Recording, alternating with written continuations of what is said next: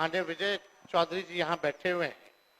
आप सब लोगों को पता है कि हमारी सरकार जब 7 में थे, इससे पहली वाली सरकार 17 महीने, तो हम लोगों ने जातीय आधारित गणना कराई थी। और जातीय आधारित गणना इसलिए कराई थी क्योंकि राज्य सरकार जो है सेंसस नहीं करा सकती, इसलिए हम लोगों ने सर्वे कराया था। और उस सर्वे के आधार पर हम लोगों ने आरक्षण की सीमा महोदय 65% करने का काम किया था, जिसमें कि पिछड़े, अति पिछड़े, दलित, आदिवासी समाजों का आरक्षण हम लोगों ने बढ़ाया और ईडब्ल्यूएस 10% एज इट इज रखा। आज संविधान दिवस है महोदय, और संविधान दिवस के दिन पर कम से कम ये चर्चा, कम से कम सरकार से अपेक्षा ये की जाएगी कि इसका कम से कम जवाब देने का काम करे। और इस दिशा में आरक्षण जो हमारी सरकार, जो महागठबंधन की थी पूर्व में, जो 65% हम लोगों ने बढ़ाया था, इसके लिए क्या कदम उठा रही है फिर से लाने के लिए।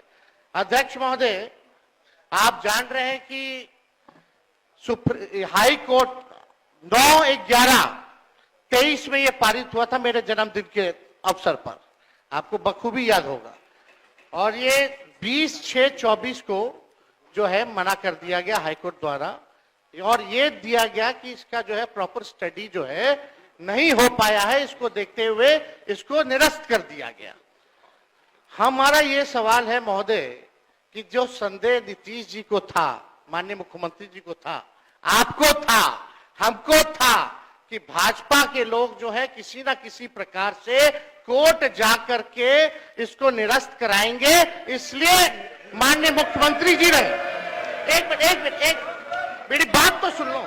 माननीय मुख्यमंत्री जी जब हम लोगों ने पारित किया 9/11/2023 में, तो एक तय हुआ हमारे मंत्रिमंडल द्वारा कैबिनेट में, माननीय मुख्यमंत्री जी के आदेश पे, कि डर है कि कहीं ये कानून जो हम लोगों ने आरक्षण का लाया है खत्म ना हो जाए, इसके लिए आप सब लोग मिलकर के प्रेस कॉन्फ्रेंस कर लीजिए। और सम्राट चौधरी जी जो आप बोले, थोड़ा प्रेस कॉन्फ्रेंस का वीडियो हम आपको भेज देंगे आप दोनों को। उसमें माननीय चौधरी जी ने क्या कहा था, अशोक चौधरी जी ने क्या कहा था, हमने क्या कहा था, आपको प्रमाण मिल जाएगा।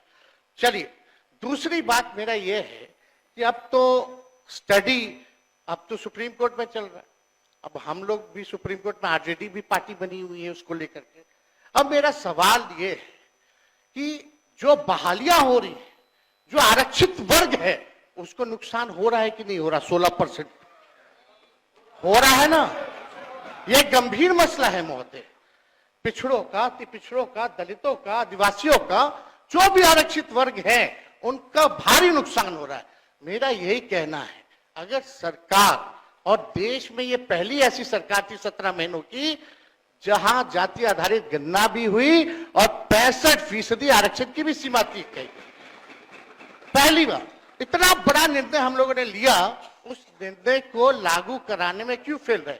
अब महोदय 2 पॉइंट हम खाली रखना चाहते हैं कि 23 में ये लागू हुआ, 23 में ये लागू हुआ, सुन लीजिए, आप भी बोले अध्यक्ष, हम लोग हर तरीके से सदन चलाना चाहते हैं, आप भी डिस्टर्ब कर रहे हैं। 2 पॉइंट कि ये 11/23 में, चौधरी जी 11/23 में, 9/11/23 को ये लागू हुआ, निरस्त जो हाईकोर्ट से 20/6/24 में हुआ। हम लोगों की मांग थी कि इसको शेड्यूल 9 में डाल दिया जाए। अगर आप लोग आरक्षण के पक्ष में थे केंद्र सरकार, तो इसको शेड्यूल 9 में क्यों नहीं डाला गया? पहला प्रश्न। दूसरा महोदय कि अभी भी हम लोग इंतजार कर रहे हैं, अभी भी माननीय मुख्यमंत्री जी को मेरे तरफ से रिक्वेस्ट कर दीजिएगा चौधरी जी, और दोनों चौधरी जी कर दे तो ज्यादा भार पड़ जाएगा, तो अगर कर देंगे तो कम से कम ये कह दीजिए, अभी स्टडी नहीं हुआ है, यही ना कोर्ट कहा, तो स्टडी तो ईडब्ल्यूएस का भी नहीं हुआ था जो 10% मिला, उसका कौन सा आधार था? ये तो हम लोगों ने कास्ट बेस्ड सर्वे करा के आरक्षण दिया। तो अभी हम लोगों की यही मांग है कि सरकार अगर इच्छुक है, आप दोनों बलवान लोग बैठे हैं, दोनों दो डिप्टी सीएम हैं, पहले हम अकेले थे तब हुआ था, अब तो दो है। तो महोदय यही हमारा मांग है, खाली मांग सुन लिया जाए कि इसमें अभी भी स्टडी के लिए एक असेंबली की कमेटी बना दीजिए, जो स्टडी कर ले और आप बैठिए ना प्लीज।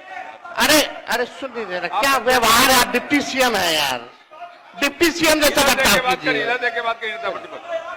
मांग ही नहीं अरे रखने दे। संवैधानिक पद का अपमान हमारी ये मांग है, संविधान की इस बात स्टडी कर के रहे लिए हैं, महोदय न्याय की बात कर एक रहे हैं। कमेटी विधानसभा की बना दे सरकार, शर्म आनी और चाहिए उनको। 4 दिन का ये जो 5 दिन का सत्र है इसको 1-2 दिन और बढ़ा दे, और कैबिनेट से जो संशोधन करना है कम से कम 65% नहीं 85% कर दीजिए आप, 10% और बढ़ा करके बिल ले आइए, हम लोग सब लोग मिलकर के पास करने का काम करेंगे, यही मांग है। माननीय मंत्री